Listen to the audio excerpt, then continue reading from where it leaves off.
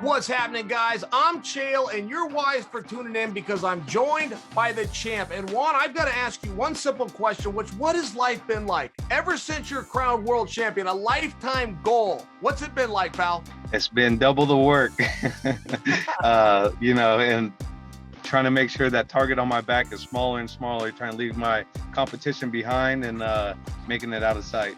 Well, I'll tell you what, Scott Coker hasn't done you any favors because, I got to tell you, Pettis is a veteran, not to mention a second generation, right? When you grow up and the kid living across the hall, your brother ends up on the Wheaties box. You got a tough fight on your hands. How you feeling about this? I feel extremely confident. I train with guys that are just savages and killers, that come every day to take my head off. And as long as I'm around people that are better than me, it's going to continue to get me better. So that's the way I look at this fight coming up. And, I'm a savage and a killer as well already, growing up with a family of 5 older brothers that wrestled and just beat the hell out of you all day. It only makes you that much stronger. And Juan, I watched you be hungry. I watched your progression to become a #1 contender and ultimately the world champion. But in fairness, can I ask you, is there something different about defending the belt? Do you feel different inside? What's the mindset? Well, for me, the mindset that I was given, thankfully to previously champions like TJ Dillashaw and guys that have coached TJ, like Dwayne Ludwig, had told me from this point on, you get to fight for a world title every fight. Like the belt is up for grabs every time. You're not defending it, you're fighting for a world title every fight. So that's the fight. That's what I'm going in with the mind state of I get to fight for another world title. That's something special for me. That's something I've wanted to do and continue to want to do. So that's what drives that hunger and that anticipation of fight night. And champ, as you're building confidence and you're starting to get ready for something like this physically and mentally, but if you see yourself, what separates you from the rest of the division? It's honestly my work ethic. I feel like everyone always says, oh, I work so hard, but literally the week after I had won my title, I was back in the gym, helping Brian Ortega and continuing to get better. I never stay stagnant in my training. I'm always traveling, looking for the best training, and challenging myself.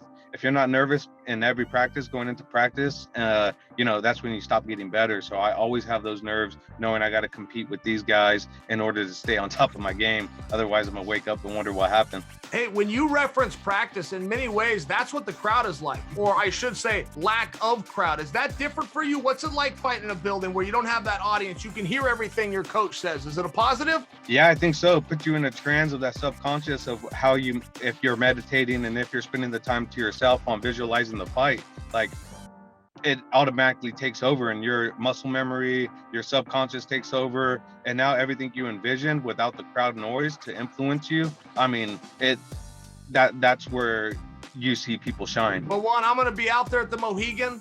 I'm going to be watching and commentating, so I got to remain unbiased, as they say, impartial. But I do want to thank you for your time, and I wish you the best, pal. Oh yeah, thank you. They're gonna see a fight of the night, probably fight of the century, because me and Sergio, I'm gonna come up there and rip his head off. Guys, that is Juan Archuleta. Thank you, Juan, for your time. Guys, I want to tell you a quick story though. Juan Archuleta, I was on vacation. I was in San Diego and I get a phone call that Juan is going to be training with TJ Dillashaw. It was about a 40-minute drive. So I drove in to watch this. It was a private workout. And Juan and TJ, they're covered in sweat. These guys just work so hard. When the whole thing gets done, I think it's time to change your clothes and hit the showers. Juan changes his clothes, walks back on the mat, and does a whole nother session with Brian Ortega. And I only share that with you because you've seen the killer, you've seen the winner that Juan is. But the way these guys prepare behind the scenes, right? It's real easy to say, I want to win.